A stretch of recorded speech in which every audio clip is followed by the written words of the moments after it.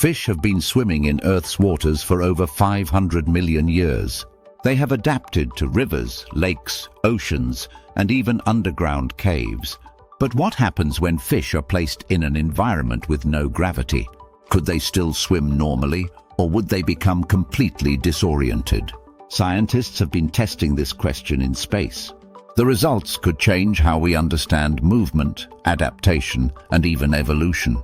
On Earth, fish rely on buoyancy to stay afloat. They use their fins and tails to propel themselves forward.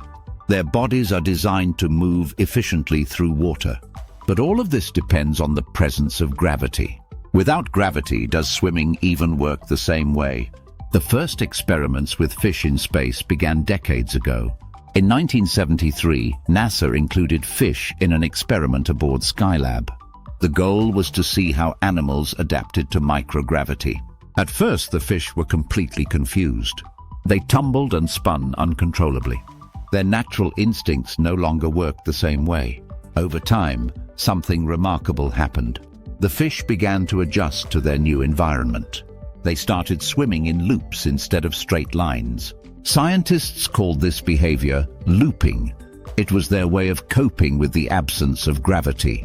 This showed that fish could reprogram their movements when faced with new conditions. Later experiments provided even more insight.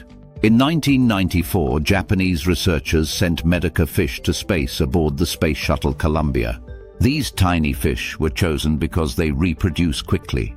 Scientists wanted to see how they adapted across multiple generations. Would baby fish born in space behave differently? The results were surprising. The fish quickly learned to navigate in microgravity.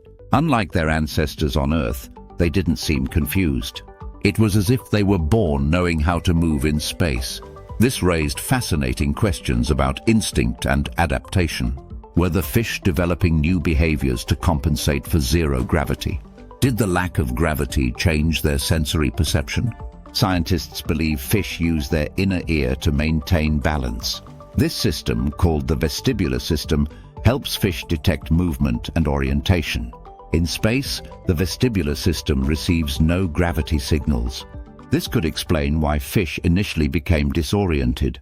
But over time, they learned to rely on other cues. Could fish adapt even more with longer exposure to space? Could future generations develop entirely new ways of swimming? Some scientists think this research could help us understand evolution itself. If life began in the ocean, what would have happened if early fish had evolved in space instead? Would they have developed completely different body structures? Would they have found new ways to move without relying on gravity? These questions aren't just theoretical. They have real implications for space travel and future colonization. If humans ever build space habitats with water, aquatic life will have to adapt. Could we one day have fish tanks on Mars? How would fish behave in an environment with lower gravity? Would their muscles weaken like those of astronauts? Would they need different diets to compensate for changes in digestion? There's also the question of navigation. On Earth, fish use gravity to help them determine which way is up or down. Without gravity, would they become permanently disoriented? Or would they learn to rely more on light, water currents, or even sound?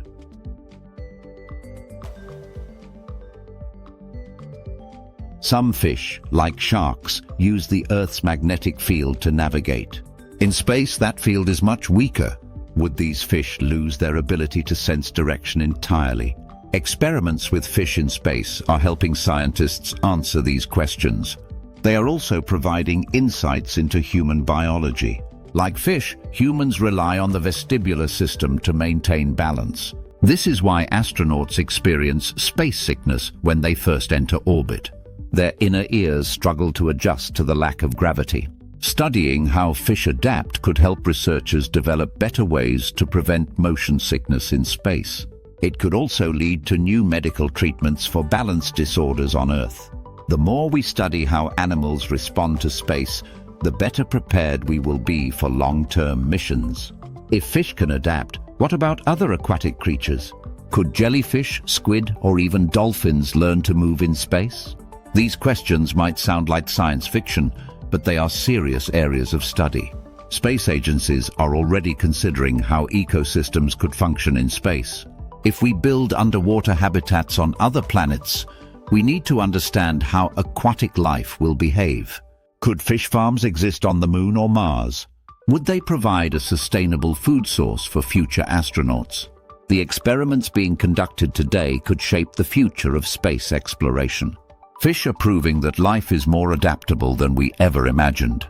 They have survived mass extinctions, drastic climate changes, and now space travel.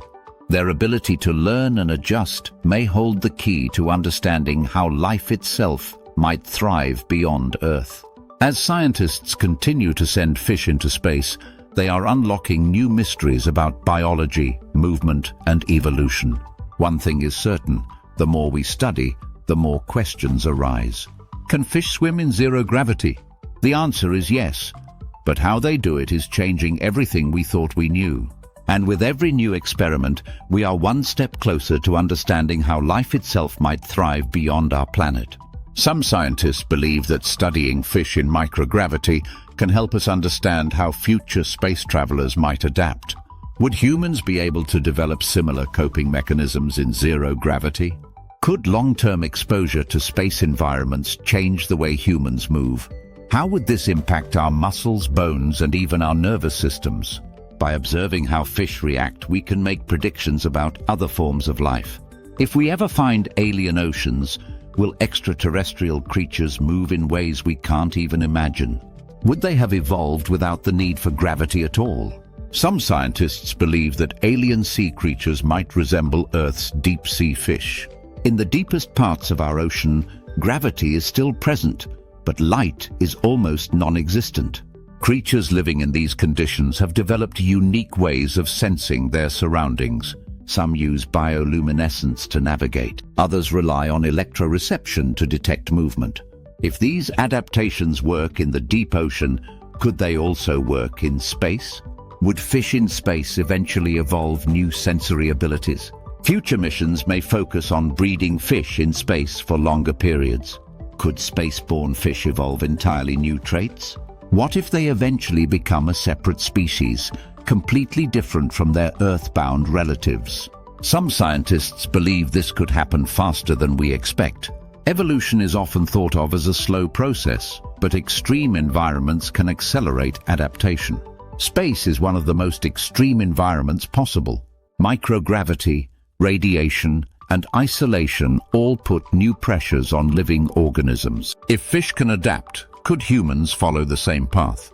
Could humans born in space eventually become a new type of human? These questions are still unanswered, but fish may hold the key. They have already proven that life can adjust to conditions far beyond Earth. What they teach us could shape the future of space travel, colonization, and even the search for alien life. Each new experiment adds another piece to the puzzle. Fish are not just adapting, they are helping us explore the future of life beyond Earth. The next time a fish swims in zero gravity, we may be witnessing evolution in real time. And as we push further into space, they might just be among the first creatures to call another planet home.